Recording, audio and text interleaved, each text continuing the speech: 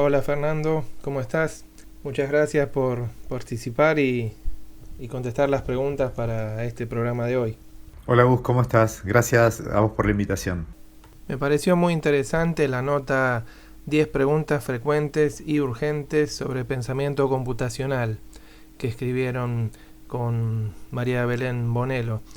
¿Esas respuestas implican solamente una postura personal o también involucran a la Fundación Sadowski? En realidad se trata de la cristalización, diría, de varios debates que veníamos teniendo dentro de todo el equipo.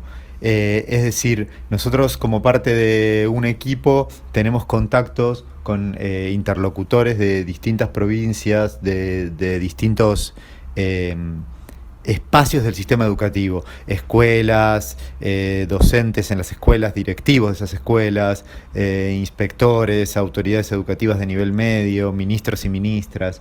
Y veíamos que estas preguntas estaban flotando y nos preocupaba mucho que, para decirlo de alguna manera, las respuestas que estaban circulando considerábamos que eran problemáticas en muchos sentidos, entonces nos parecía provechoso para toda la comunidad contribuir al debate con opiniones fundadas, por un lado, en un equipo que tiene muchos años de trabajo en el tema y por otro lado en la bibliografía más actualizada, que por ahí esa combinación le cuesta un poco conseguirla al docente que está ahí en la trinchera, en la escuela, porque bueno, como sabemos, no tiene el tiempo de sentarse a buscar esas fuentes, de leer artículos de aquí y de allá. Un poco ese es nuestro trabajo, hacer esa búsqueda, si querés, y ponerla, facilitársela al que tiene que estar en la escuela todos los días. Como no es la primera vez que nos vemos o que conversamos, sé que estás al tanto de las propuestas de ADICRA para que la informática sea considerada una disciplina y tenga su propio espacio curricular en todas las escuelas. Lo que te voy a preguntar es cuál es tu postura sobre este tema y qué obstáculos observás para que esta iniciativa se pueda aplicar. Sí, por supuesto, creo que nuestra disciplina merece un espacio curricular propio en el sistema educativo, especialmente hablando de secundaria. En primaria requiere la conceptualización de estos conocimientos como un campo de saber específico. Ya sabemos que en primaria los contenidos se trabajan de otra manera, eso da otra flexibilidad, ¿no es cierto? Pero lo que sí es importante es reconocer su especificidad, y la manera en la que se reconoce esa especificidad en el caso de secundaria es con un espacio propio. Sobre eso no cabe ninguna duda.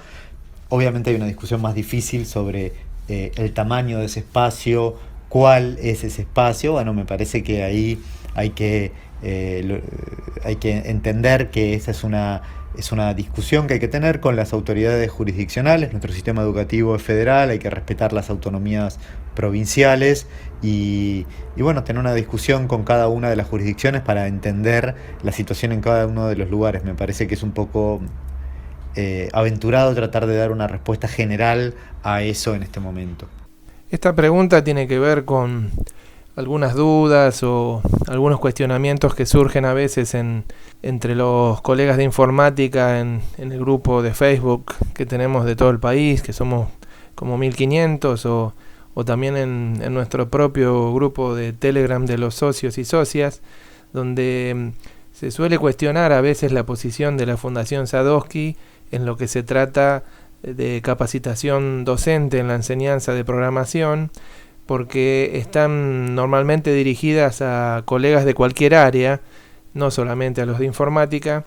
Entonces algunos ponen en duda que la fundación sea un aliado nuestro en cuanto a la necesidad de la creación del espacio para la informática, o como le llaman ustedes, ciencias de la computación. ¿Qué podés vos aclararnos al respecto sobre este tema, no? Nosotros consideramos que las ciencias de la computación tienen que tener su propio espacio en la escuela. Como cualquiera puede leer en los artículos que hemos publicado, incluso en el de las 10 preguntas frecuentes que vos mencionaste antes, somos muy escépticos sobre la posibilidad de la enseñanza transversal.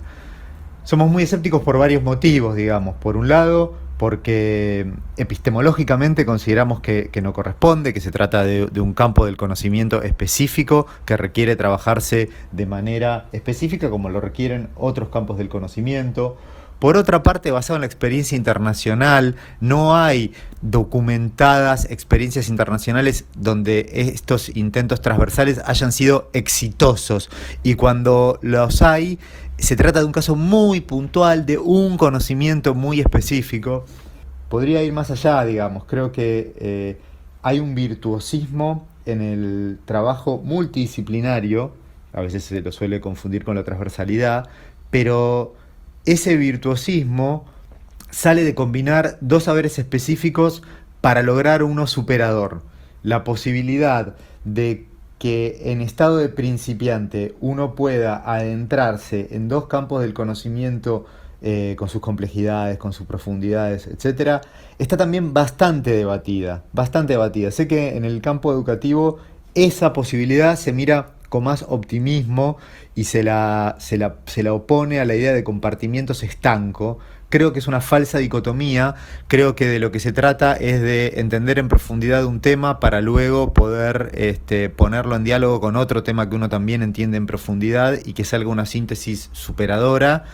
Y además creo que a veces eso se lo confunde con la posibilidad de tomar problemas de aplicación de otras disciplinas como, si querés, como ejemplos motivadores. Es decir, si yo en lengua y literatura tomo un texto de interés histórico, bueno, ahí lo que yo esperaría es estar haciendo un trabajo profundo de lengua y literatura y que el texto de interés histórico sirva para despertar cierto interés sobre lo que estoy trabajando. Es verdad que en ese proceso puedo aprender un poquitito sobre ese tema histórico. Ahora no voy a esperar que en ese trabajo haga el análisis profundo de las tensiones históricas, digamos, que encierra esa construcción. Y lo mismo si en matemática tomo un ejemplo de la física, no voy a pretender que por derivar las ecuaciones ahí entender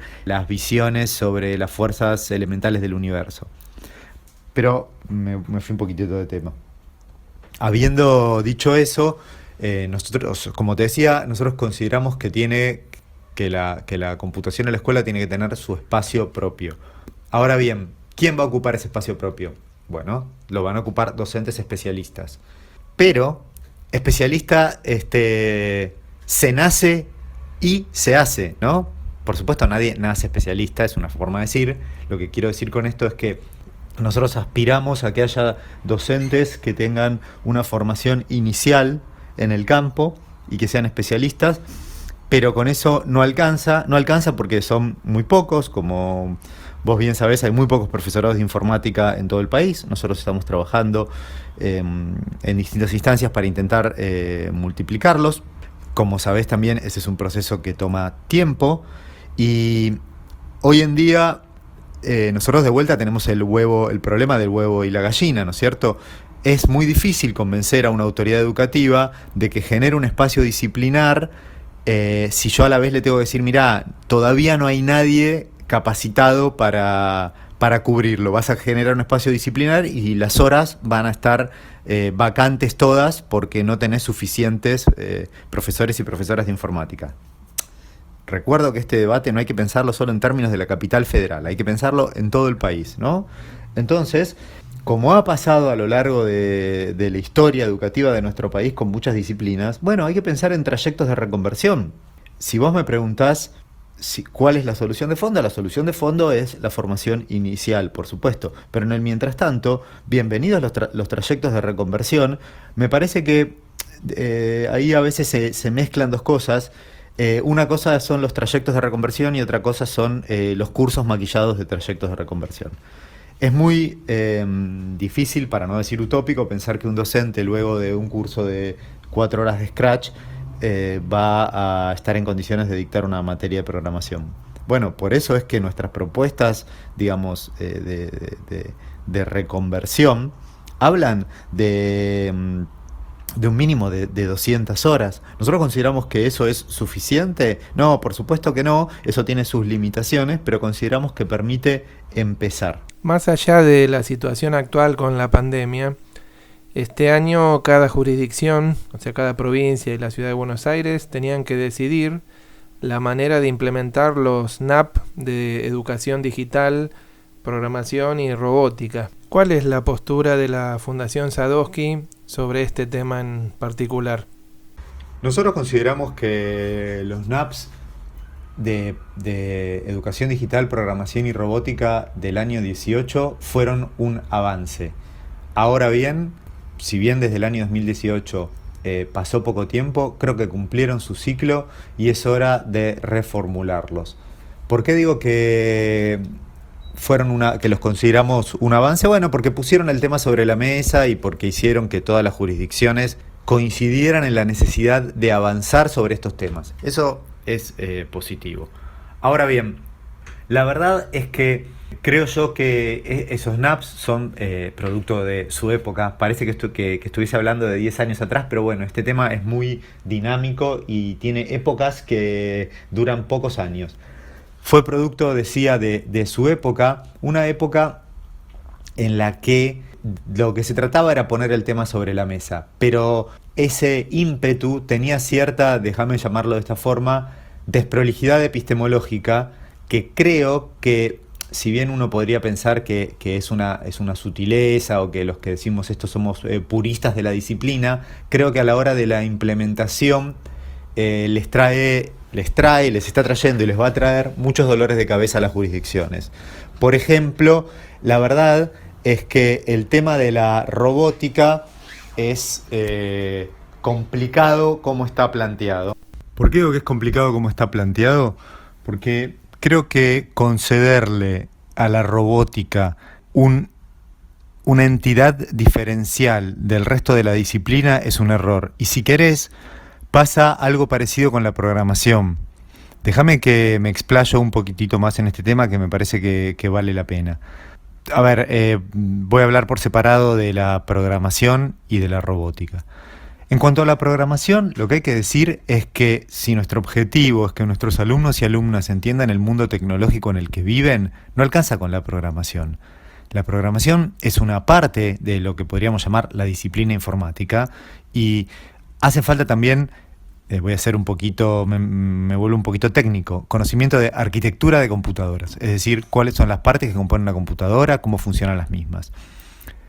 Conocimientos de redes informáticas, cómo se conectan las computadoras entre sí.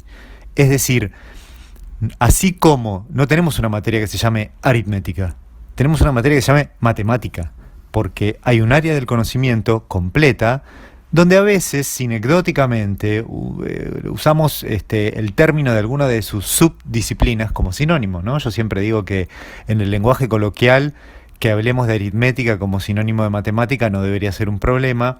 Cuando se trata de documentos normativos, de documentos más formales, deberíamos ser más rigurosos. En ese caso, hay que hablar de la disciplina madre, que son las ciencias de la computación. Por otra parte, tenemos un caso similar, no es lo mismo, pero similar con respecto a la robótica. Yo siempre digo que vamos a estar todos de acuerdo en que queremos que nuestros alumnos y alumnas cuando salgan de la escuela miren para arriba, vean pasar un avión volando y puedan describir, aunque sea de manera conceptual, de manera esquemática, qué es lo que están viendo, ¿no? ¿Existe un área del conocimiento que se dedique a los aviones? Sí, la ingeniería aeronáutica. Es un área del conocimiento desde todo punto de vista. Tiene congresos, tiene especialistas, tiene publicaciones, tiene terminologías propias. Por otra parte, la ingeniería aeronáutica es un área del conocimiento que podríamos llamar, dejamos usar el término, de segundo orden. ¿Qué quiere decir de segundo orden? Que tiene unos saberes que se nutren de unas disciplinas madre, ¿está bien? Podríamos hablar de que en este caso es la electrónica, la física, la mecánica, ¿está bien? Eso no la hace menos un área del conocimiento, pero a la hora de pensar en la explicación general, esquemática, un poco abstracta, llamémosla como queramos, que pretendemos que tengan nuestros alumnos y alumnas al salir de la escuela, nos imaginamos que no va a haber un área, no va a haber una materia de ingeniería aeronáutica, sino más bien que aprenderán En física existe una cosa que se llama la ley de Bernoulli, que aprenderán también ahí un poquito de mecánica, que tendrán una idea de cómo funciona la electrónica, y con la combinación de esas ideas conceptualizarán que en química aprenderán cómo el combustible se transforma en energía, y con la combinación de esas ideas entenderán que es una máquina que tiene un motor que le impulsa y con eso se da la ley de Bernoulli, etc. No tenemos en la escuela un espacio de ingeniería aeronáutica. Parece que me estoy yendo por las ramas, pero lo mismo pasa con la robótica. ¿La robótica es un campo en la vida real? Sí, claro que sí. Es otro campo de segundo orden, ¿está bien? En el mismo sentido que la ingeniería aeronáutica. Tiene sus expertos, sus escuelas, sus congresos, sus conceptos, sí.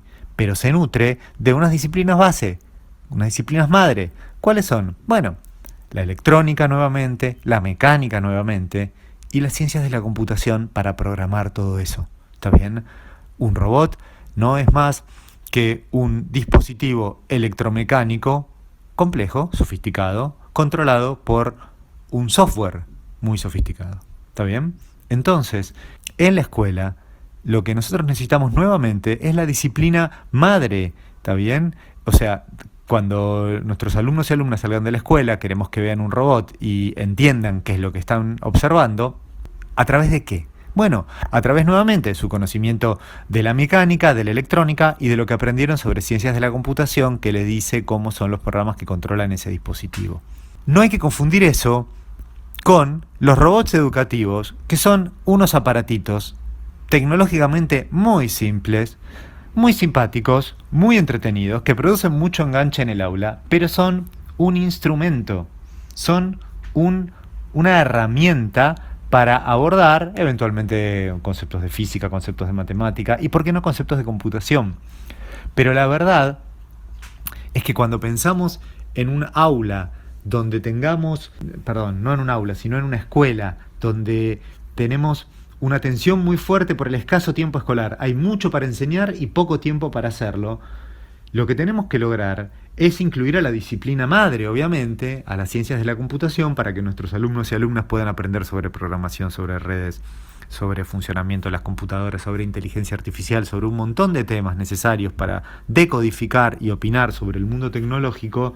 Bueno, no tenemos suficiente tiempo escolar como para incluir disciplinas de segundo orden, como por ejemplo la robótica. ¿Está bien? Los robots serán un ítem más en la currícula.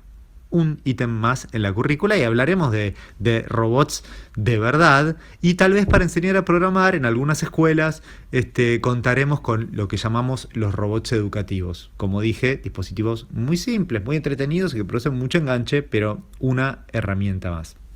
En este momento en el que las jurisdicciones están empezando a preguntarse qué forma tendrían sus implementaciones, bueno, resulta confuso el hecho de que los NAPs sigan existiendo en su forma actual, porque las jurisdicciones se ven presionadas a incluir contenidos nuevamente de programación, o sea, de una parte del conocimiento que necesitamos impartir, y de robótica, dándole una entidad de primer orden a algo que no la tiene.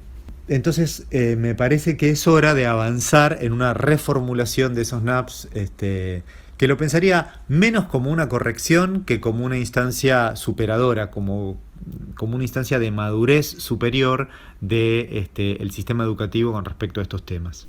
Hace un tiempito coincidimos en un evento online que organizaban la OEI y la UNIPE, donde contaste como un adelanto que estaban a punto de lanzar un profesorado de informática.